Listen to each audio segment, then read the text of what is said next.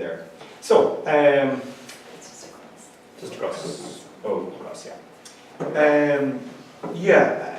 The challenge, the scale of the challenge. The backdrop there is just a bunch of ghost estates for sale in around the country, and the bottom line is people don't want to live in a half-finished estate at the edge of Carrickmacross. They want to live in Dublin because that's where the jobs are, it's where the buzz is, it's where things are. And as we look towards the national planning framework and commentators talk about the lopsided nature of Dublin, I don't think it's lopsided. I think it's a capital city.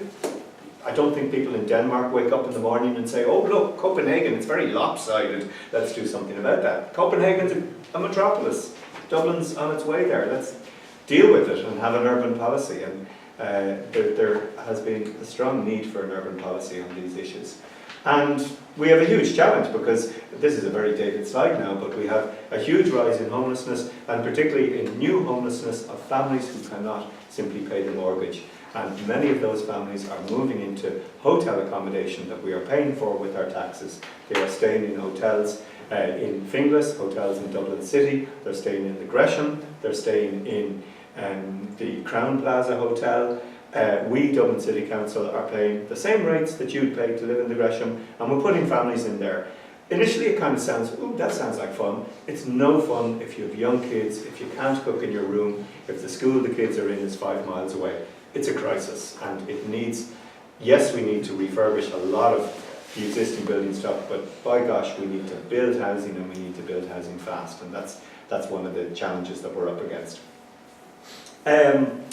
I'll skim over this, but essentially I want to say that there's a lot of potential of inner city sites. That's just a view, I think, of Great Western Square off the North Circular Road, and I always like to mention Great Western Square because it was built by the Great Western Railway for its employees. So a large, the multinational company of its day built decent housing for its workers. Try saying that to Facebook or Google or LinkedIn. But I think that's what we need to do. And I think we need a new approach to finance, because traditionally either you have the money to build yourself or the corporation builds for you. And the role played by housing associations is hugely important. But as the monies become more limited, we have to be very imaginative. So I think we need to go to the European Investment Bank. We need to use semi-state pension funds. I mean, there's almost 2 billion in the CIE pension fund, and yet the sons and daughters of people working for Dublin Bus or Irish Rail can't afford a home. So I think we should take a sliver, if not a chunk, of that semi-state pension fund and use it to build housing in Ireland for people who want housing in Ireland.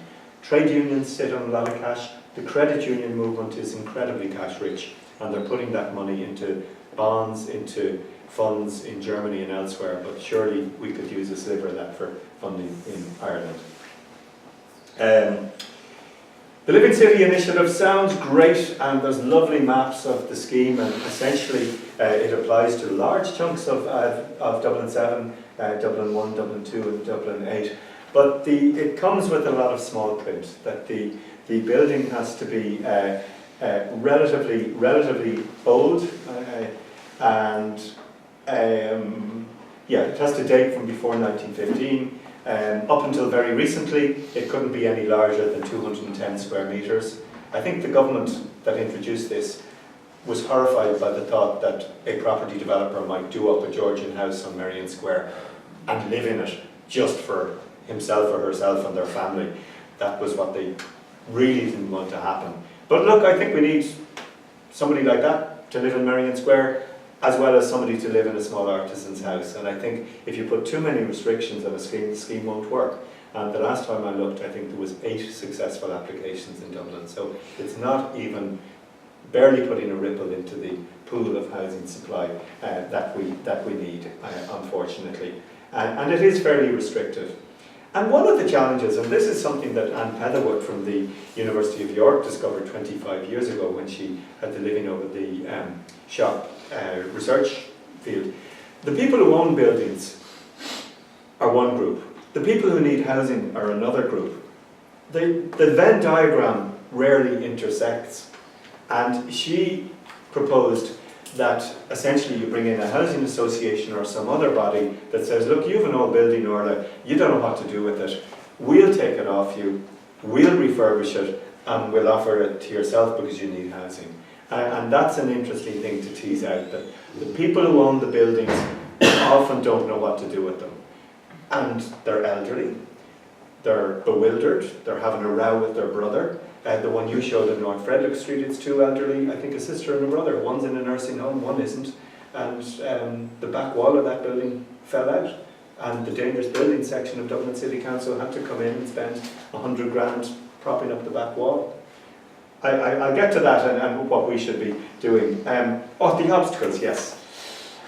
Where to start? I mean, it's great that the conservation officer, and I put this down as a question to Owen Keegan, where's the one-stop shop in Dublin City Council for the Living City scheme? And he said, oh, it's, what's her name, Nikki Matthews, the conservation officer. Great. Nikki's office is in, for the sake of argument, floor 7, block 3 of Dublin City Council civic offices. The fire officer is in block 1, floor 2. The disability access officer is in block 3, floor 9. How do you get them to talk to each other? And I've been through this myself. I own a lovely old building, part of the South City Markets on Faith Street in the centre of Dublin, and I refurbished it a few years ago. The conservation officer wouldn't let me widen a brick opening at the back of the shop in order to put in access for a wheelchair to the disabled toilet. This was the degree of, I'm not talking to block 7 isn't talking to block 2, the obstacles. So I think local authorities have a long way to go to have a really good coordinated approach to this. And you've dealt with all of that, and then in comes the environmental health officer. Jerry, many of you know all about this, but just trying to establish that dialogue can be hugely challenging. And the work done by the University of York 25 years ago is really good. The issue of empty sites and vacancy. The big sites are there. There's a few of them in the North Inner City. I didn't show Grange Gorman DIT because we're in the middle of putting these 25 students there. But I did show this enormous site, which is where Bus Éireann park their buses. And I don't know about you, but I don't think inner city land is particularly well used if we park buses on it for 12 hours a day. Call me old-fashioned, but I think particularly the CIE land holdings, whether it be Broadstone, Cunningham Road, Summerhill, Donnybrook, Ringsend, Clontarf, you couldn't think of nicer sites. Most of them on the south bank, overlooking the south of the city. They're on the sea in Clontarf, they're on the Grand Canal dock in Ringsend. So sometimes I think we don't need a carrot or a stick, we need a battering ram. We need to tell them, make it happen, and particularly with the semi-state agencies. O'Devely Gardens were doing something there. Dominic Street, finally some money came down there into that. Moore Street, they still want to build a god-awful shopping centre there. But actually I wasn't too interested in the bigger sites, I was interested in the small sites, and I thought I had coined this great phrase, urban acupuncture, and then sadly I found out I hadn't, that there is a book, Urban Acupuncture, by a, I think, South American architect, and it's about how little interventions can make a difference, and we were both on the same wavelength, that little things can actually make a difference. And I started to look at some of these tiny sites which are like 150 square metres. That one is just on Capel Street, Riders Row. There's what it looks like, palisade fence. There's an empty site. But there's a lot of them. There's one just off Henrietta Street. There's one on Sean McDermott Street, Smithfield. And before you know it, you end up with this whole chunk of sites, little sites around the city. And you end up with a mosaic of sites that are maybe 70 square metres, maybe 400 square metres. They're the sites that don't get built on during the boom because they're too small to deal with. They don't get anything done with them during the bust because they're too small. Like, they never win, and they just have vines growing out of them. But I think that there's a lot we could do with them. And in a period when I wasn't involved in holding political office, I used the Freedom of Information legislation to find out who owned them. And lo and behold, Dublin City Council, Dublin City Council, Dublin City Council, Dublin City, you know, that's just a few of them. And that's just a few that I had a hunch were owned by Dublin City Council. Anyway, the good news is I gave that list to Owen Keegan, the Chief Executive. I sat down with him, and he has done work on a few of them. He's put a few of them on the market. We've put little pop-up parks on some of the others. So I'm hopeful that we will see some movement on these sites. And just on a back of the envelope calculation, maybe around 4,000 square metres, maybe you could house 350 people on some of these sites.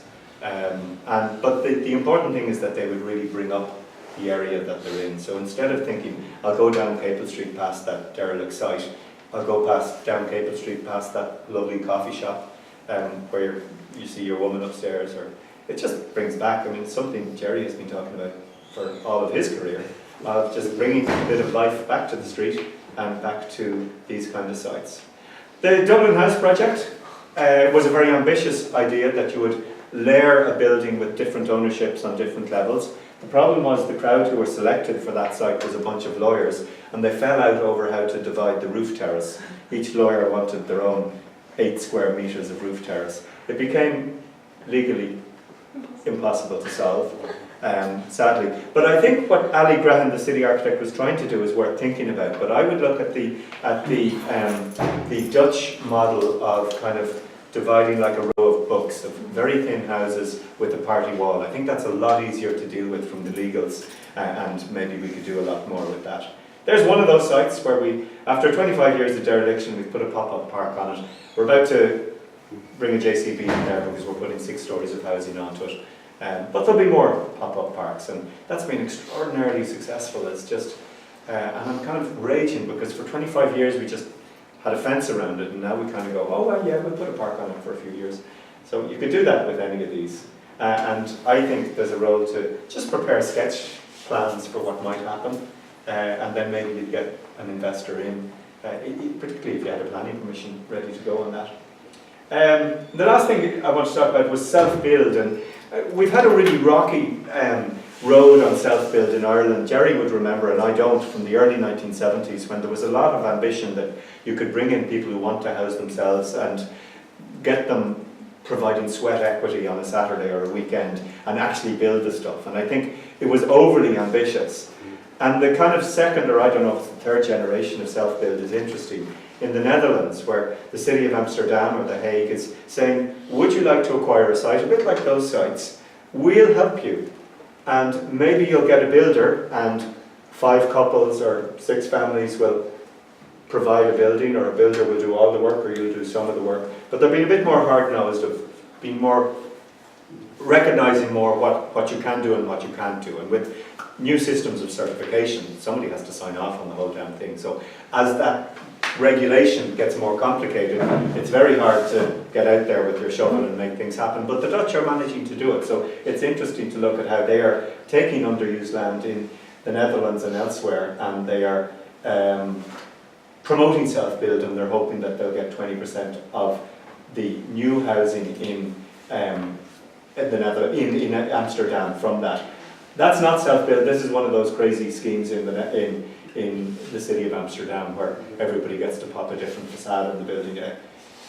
But look, that's from the City of Amsterdam website, and these are the self-build plots that you can buy. And they have the iamsterdam.nl site provides a lot of information in English, and even if it doesn't, Google tends to just magically give you the English version. But I'm very impressed by how in the Netherlands they're doing a huge big promotion of selling you plots, helping you all the way through. And I think that's what we need to do with both the Living City initiative and with just offering different models of housing.